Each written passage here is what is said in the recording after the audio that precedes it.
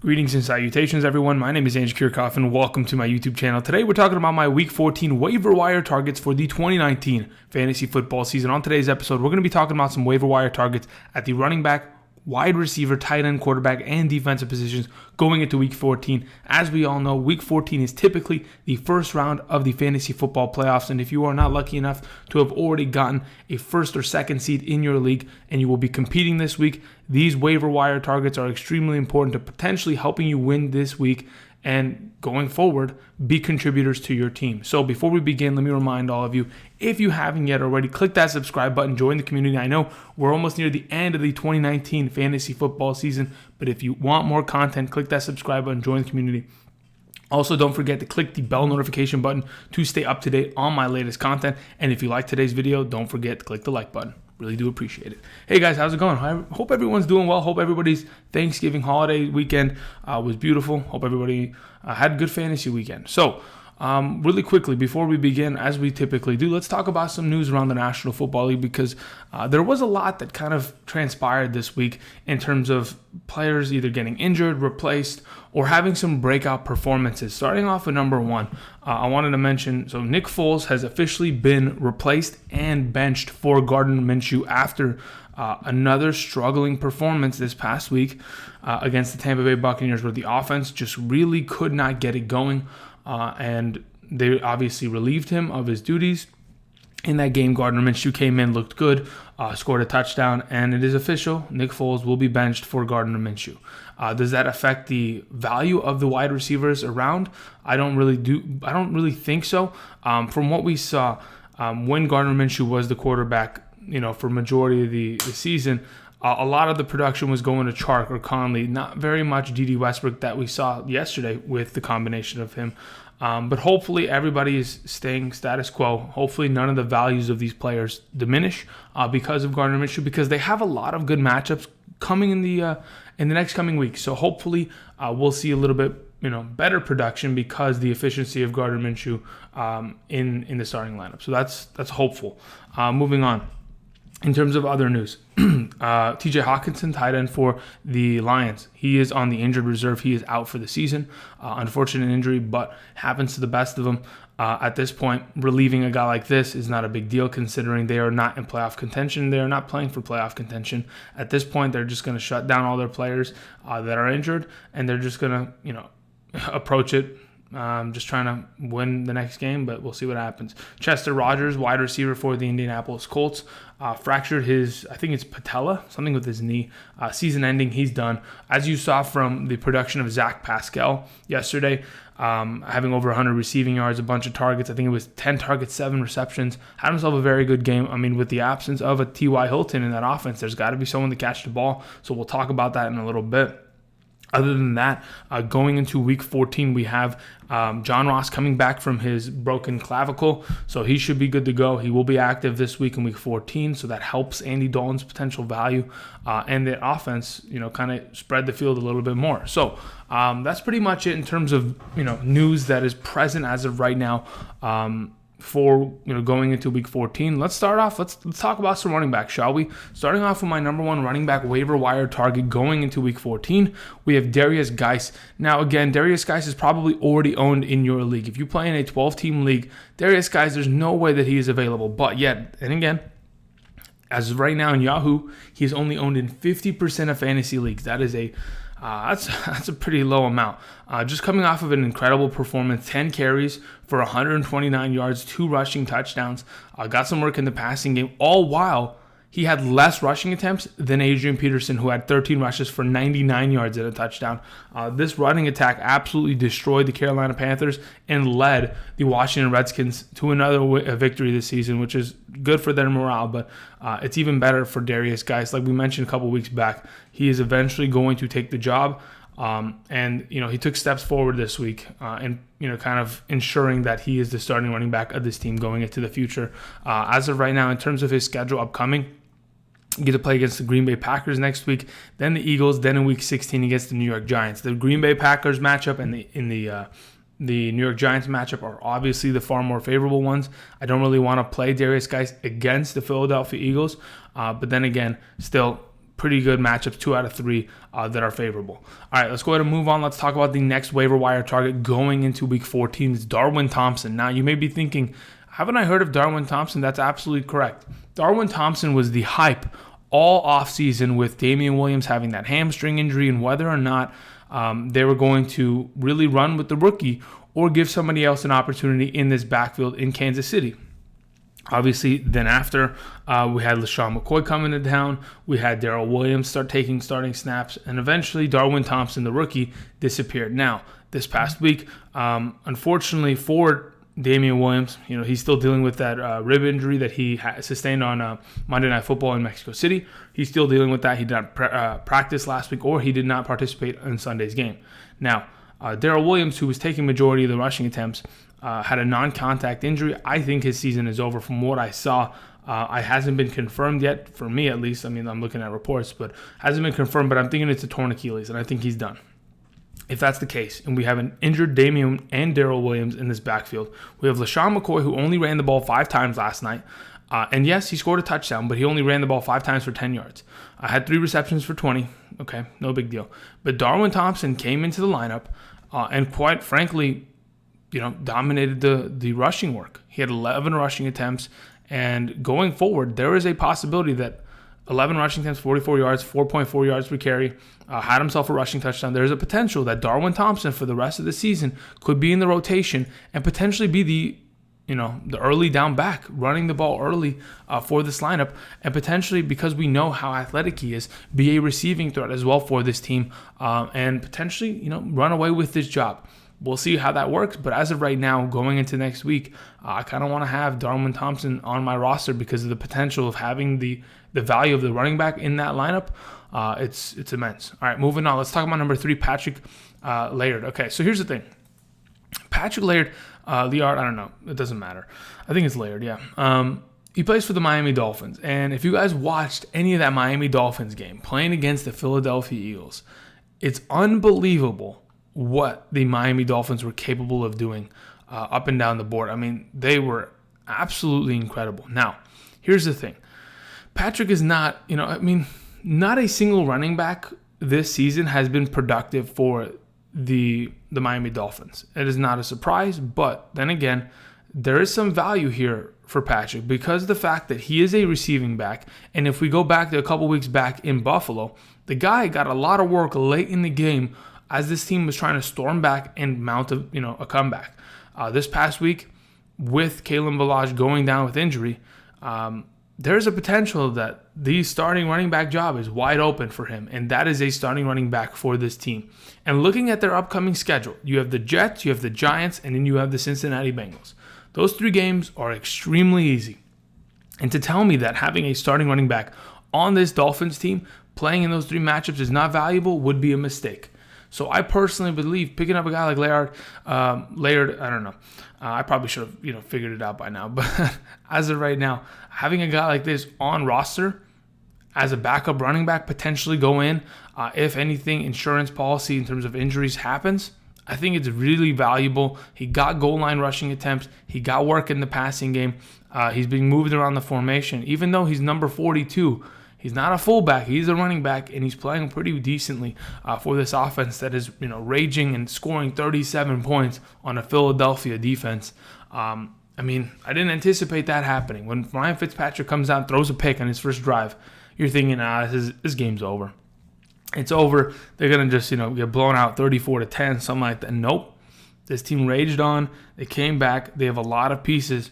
And with the gunslinger Ryan Fitzpatrick under center, this entire offense gets elevated in terms of value going forward. All right, let's go ahead and move on. Let's talk about the next running back. All right, Benny Snell Jr. Now, we've talked about Benny Snell for the last couple weeks. We've talked about him because the last week, in week 12, surprisingly, he came back and was the automatic starter for this offense, supplanting Jalen Samuels. Now, as of what we've seen in the last 2 weeks, Jalen Samuels is still not there to take the job back. Benny Snell is working early down work. Sure, doesn't get that much work in the passing game, but that doesn't matter. Having 21 touches in week 12 and 16 in week 13, and also having himself over 150 yards in both weeks combined, having a touchdown this past week on the ground in the goal line area, that is absolutely beautiful. Now, what exactly can we expect from Benny Snell? If in fact, again, you are a James Conner owner, you need to have Benny Snell on roster because James Conner continues to get re-injured. I mean, going back to last year, this guy is very injury prone, and we need to make sure you have this handcuff if you didn't already play him. Again, this guy's only 34% owned, and just in the last day, he was picked up by 29% of leagues in Yahoo. So again, he was 5% owned coming off of a 21-week, 98-yard, performance, which 21 carry, 98-yard performance. So again, Benny Snell, just wanted to bring him up. Again, this is a pretty valuable prospect in terms of handcuff and being the starting running back of the Pittsburgh Steelers until potentially James Conner comes back. If he does, again, the upcoming schedule for this team: the Arizona Cardinals, the Buffalo Bills, and the New York Jets. Pretty easy matchups, in my opinion. Should be pretty favorable for them. Moving on, number 5, Peyton Barber. Now, unfortunately, Peyton Barber did what exactly we didn't want him to do. And Peyton Barber has done this, throughout his career in Tampa Bay. And it's unfortunate, A couple weeks back, Bruce Arians comes out and says, Ronald Jones is our starting running back. We're going to get him more touches. We're going to feed him the ball, and he's going to be great for us. And we're thinking to ourselves, wow, it's happening. Ronald Jones is actually winning the job. He's going to do it. And then all of a sudden we see them splitting touches and it going 11-11 or 11-10 in terms of rushing attempts per game. And there's a week where Peyton Barber doesn't have a rushing attempt but scores a touchdown. And we're thinking it's no big deal. They played Jacksonville this week. The Jacksonville Jaguars have been terrible against the run. Their defense cannot possibly stop this offense. They weren't able to stop the offense. But unfortunately, the ball went in Peyton Barber's direction. 17 carries for 44 yards and 2 touchdowns and a 2-point conversion. It looks like they're not overusing Peyton Barber. And unfortunately, that is the case. And in the upcoming weeks, you get Indianapolis, Detroit, and Houston, which are pretty decent in terms of running the ball on them. And if Peyton Barber is going to continue to touch the ball and be used as much as he has, 17 touches is no joke. That's a lot more touches than a lot of these other starting running backs in the NFL. Looking at David Montgomery had 16 touches on the ground this week. Joe Mixon had 19. Christian McCaffrey had 14 rushing attempts. It's a pretty big, significant deal in terms of value. So Peyton Barber, again, a guy that I wanted to mention. And then the last option I want to mention at the running back position this week is Jordan Wilkins. Now, it's not because Jordan Wilkins is, extremely valuable or that, he presents something that some of these other running backs don't. No, that's not the case. It's just opportunity at this point. Unfortunately, Jonathan Williams, who had a 29-touch, 19-point fantasy performance in week 12, didn't do anything this past week. But in fact, was out-touched by Nyheim Hines and Jordan Wilkins. Jordan Wilkins came in, had himself 11 rushing attempts for 47 yards, had himself 3 targets, 2 receptions for 9 yards, and it looks like this is going to be a split backfield. And if we're going to lead with one, obviously I would prefer Nyheim Hines, which we've mentioned many weeks in the past, in a PPR setting. But Jordan Wilkins, not a bad option if you are a Jonathan Williams owner, and if it looks like he is going to start because he had far more touches, almost double the amount of touches than a guy like Jonathan Williams, then Wilkins might be the back to own in the Indianapolis backfield. All right, that is it. Those are the top 6 running back waiver wire targets. Let's talk about my waiver wire targets for the wide receiver position going into week 14. Now, before we begin, before you say, Andrew, where's James Washington? This is unacceptable. Listen, guys, I've mentioned James Washington a million times. Not a million times. Cole Beasley's a million times. We'll do that again one more time, just so everybody's aware. But in the last 2 weeks, I have mentioned James Washington. If you didn't go about picking him up, then obviously this is your fair warning once again. Okay? Done. All right, moving on. So let's talk about the top 6 waiver wire targets for the wide receiver position across the landscape as of right now. Number 1 is Anthony Miller, in my opinion. Is this much of a surprise? No, we talked about him last week, in fact. And we had a little bit of, uncertainty on whether or not he was going to be what he ended up becoming, because we know that in his rookie season, Anthony Miller has been a very good wide receiver. He had a lot of touchdowns last year, and in the last couple weeks, his target count, like I mentioned, has gone up significantly. He had 20 targets in weeks 11 and 12, which was great. And we thought to ourselves, if they can continue to feed the ball to a guy like Anthony Miller and kind of phase out the opportunities of Taylor Gabriel, or, there is no really tight end in that offense, can there be another threat in this offense that in fantasy could present some value? And boy, has it done that. 13 targets, 9 touches, 9 receptions for 140 receiving yards for Anthony Miller. What a huge performance on Thursday night against the Detroit Lions.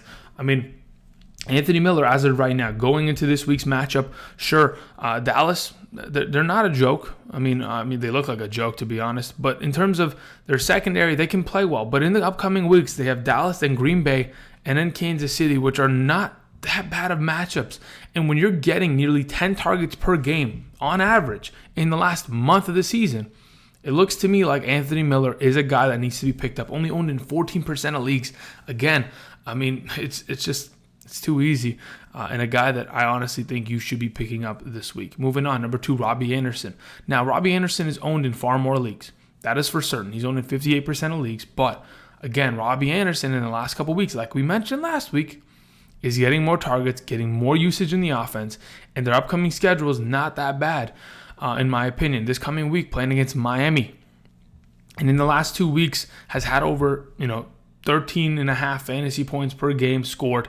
101 yards receiving on 10 targets this past week. The 2 weeks before had scored touchdowns. Robby Anderson seeing more and more touches in this offense while Jamison Crowder begins to disappear.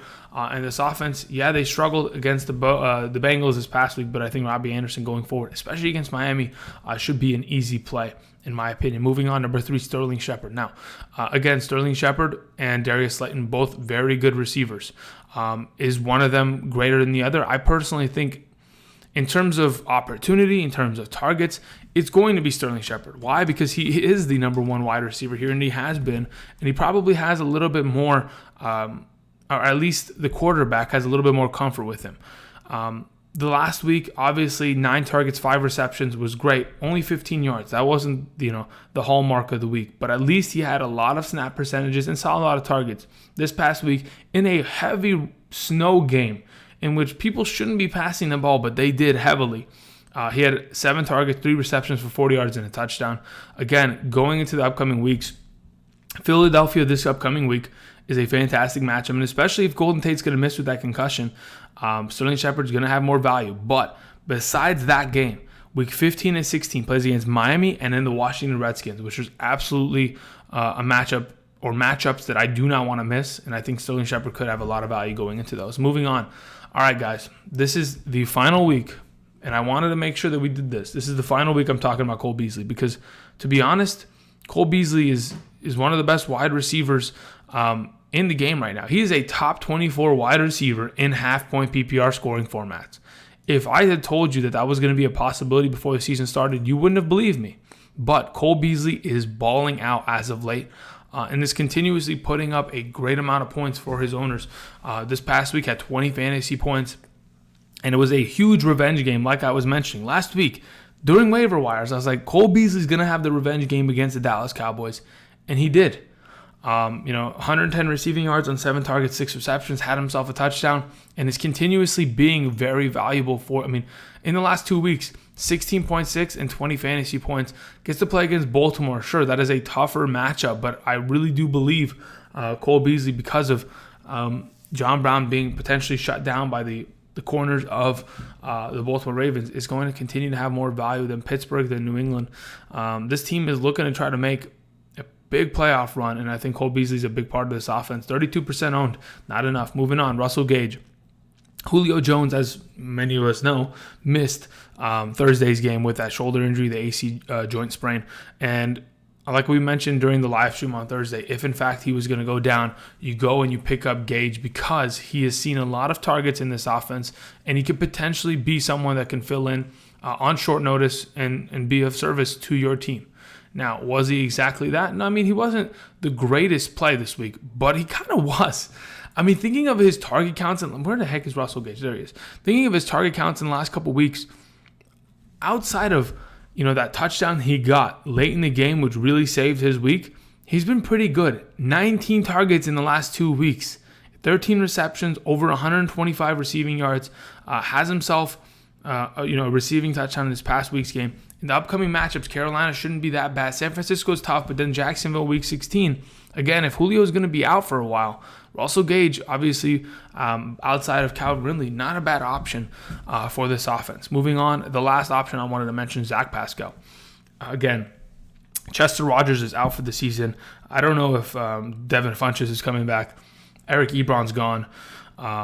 T.Y. Hilton, I'm not sure when his return will eventually come to fruition, but as of right now, Zach Pascal looked like the number one wide receiver for this team, which he has in the past. Earlier this season, he had shown glimpses of being a number one wide receiver for this team. But this week really stepped into it. Had 10 targets, 7 receptions for 109 receiving yards. Very seldom do they give him this many targets. In fact, this is the most targets he had seen all season long, and he definitely acted upon opportunity and played very well. So it's very promising to see Zach Pascal play well. And if, in fact, there are going to be holes in this offense and not too much, I mean, they have been littered with injuries, with starting from Marlon Mack to all these receivers and tight ends.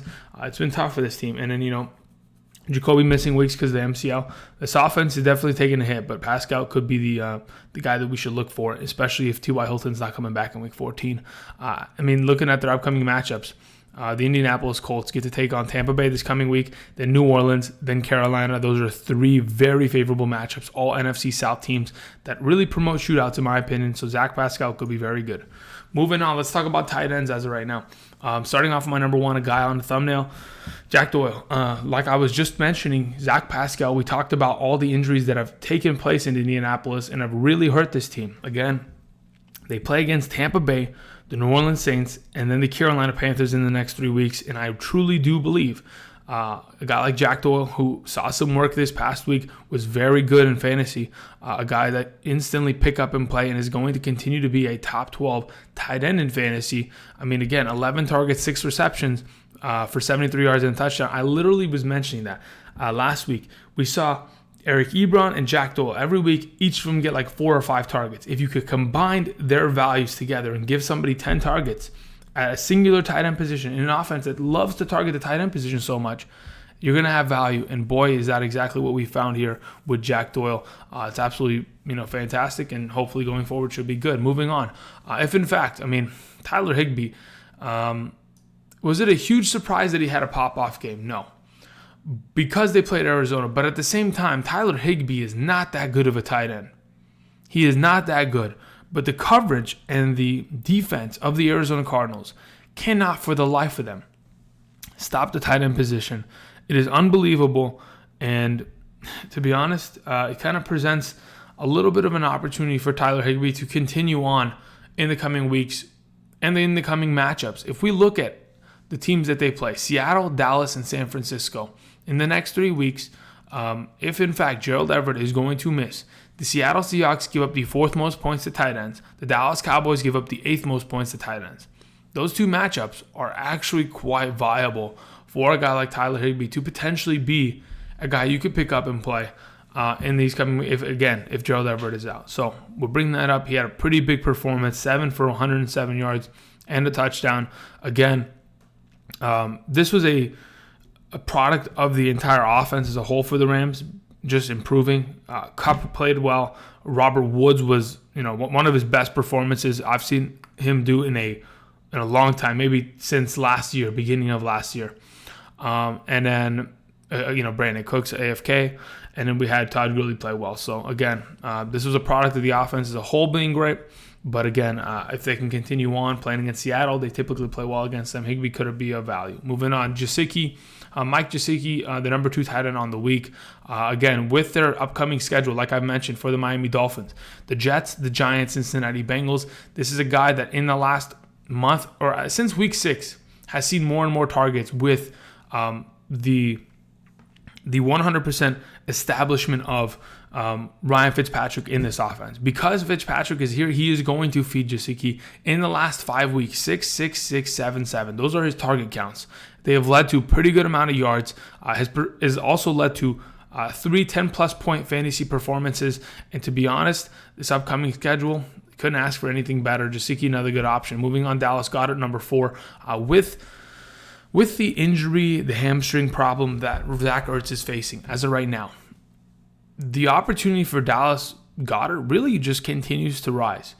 Saw 7 targets, 6 receptions for 66 yards this past week. Decent performance. And if, in fact, we are going to see potentially Zach Ertz miss a couple weeks here, Dallas Goedert has New York, the Washington Redskins, and then the Dallas Cowboys, which, New York Giants, Those are easy matchups.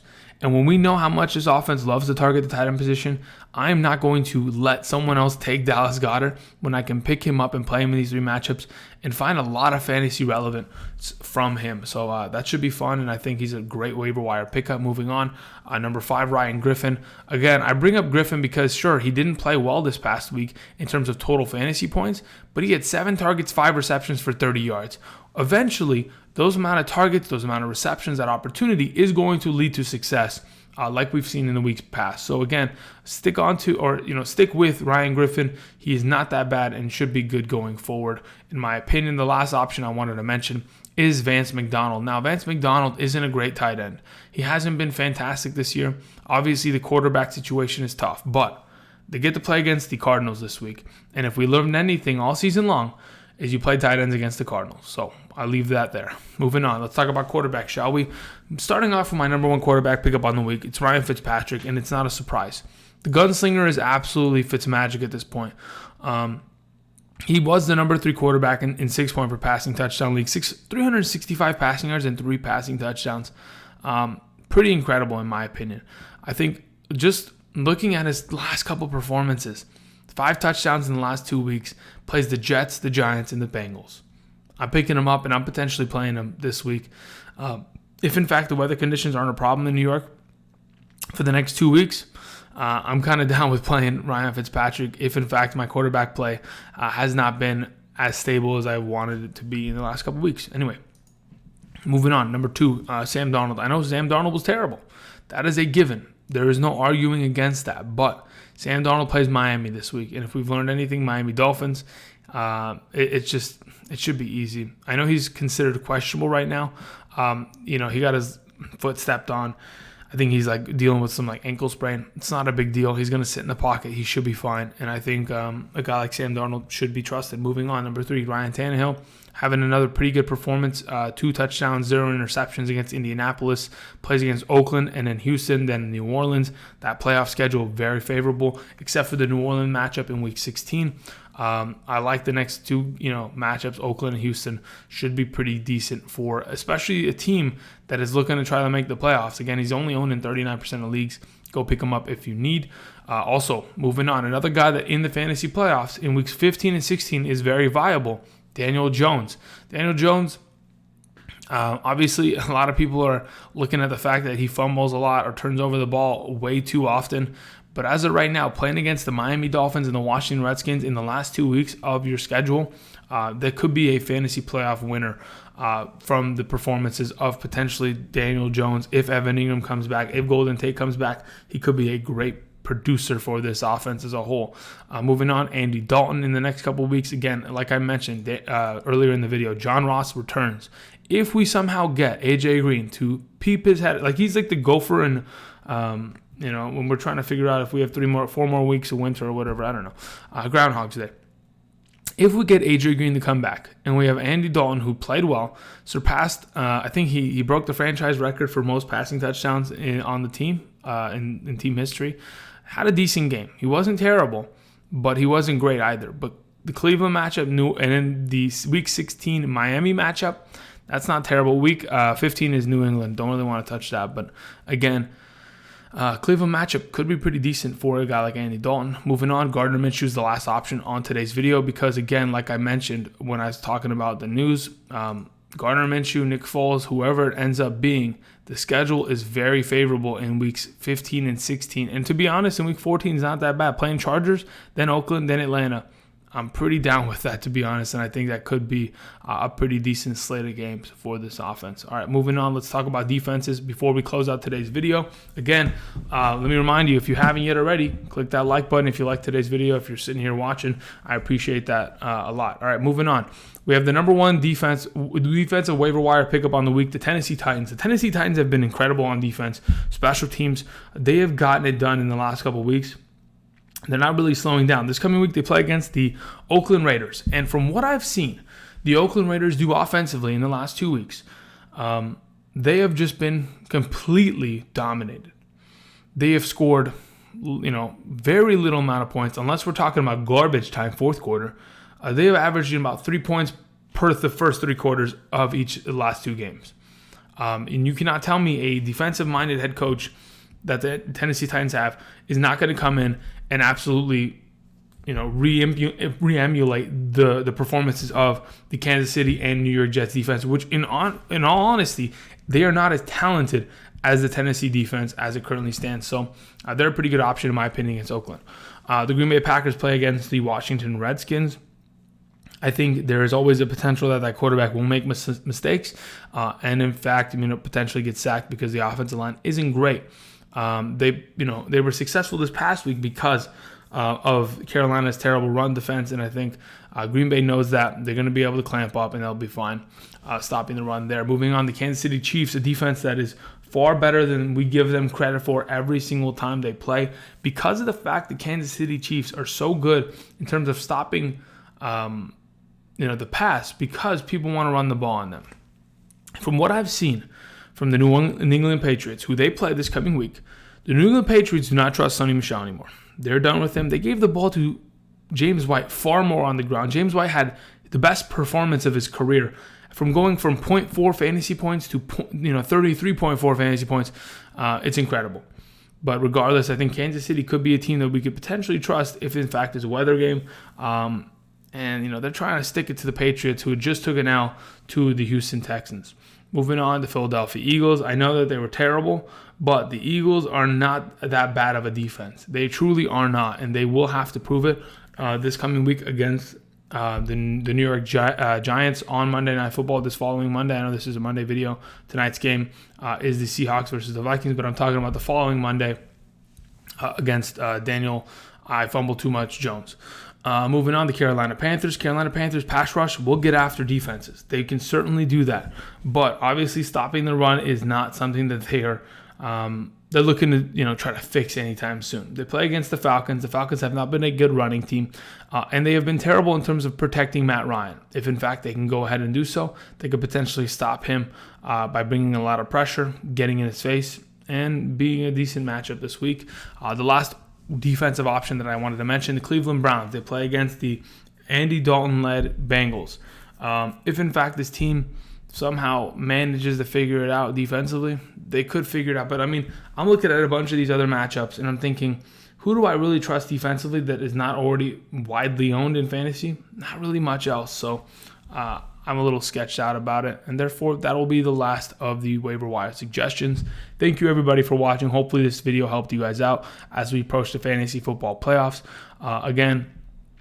Don't forget to click the like button if you like today's video. Don't forget to click the subscribe button to join the community. I appreciate everyone who subscribes. And again, my Patreon link down in the description for those of you looking to get all of your 2019 fantasy football questions answered on a timely basis. All right, that is it. That is all. Tomorrow, running backs, we'll talk about them then.